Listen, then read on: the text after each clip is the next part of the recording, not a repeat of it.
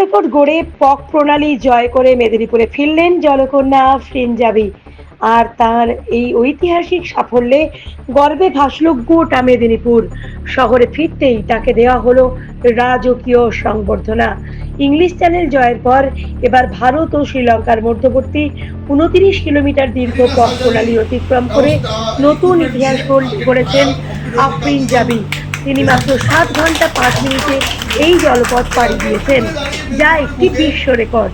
এর আগে কোনো মহিলা বা পুরুষ সাঁতারু এত কম সময়ে পক প্রণালী অতিক্রম করতে পারেননি।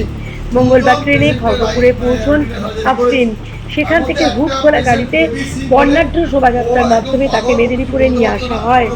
পথে পথে বিভিন্ন জায়গায় ফুলের মালা ও পুষ্পস্তবক দিয়ে তাকে সংবর্ধনা জানানো হয়।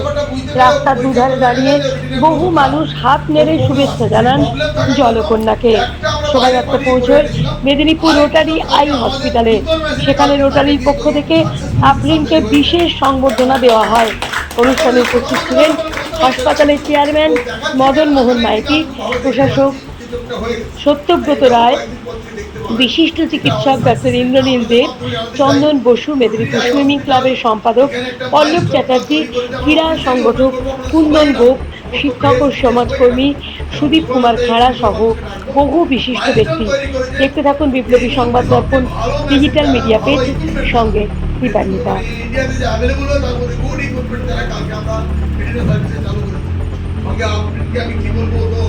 আমাদের সোনার মেয়ে, আমাদের ভারতবর্ষের গর্ব, আমাদের জাতির গর্ব, আমাদের মেদিনীপুরের গর্ব।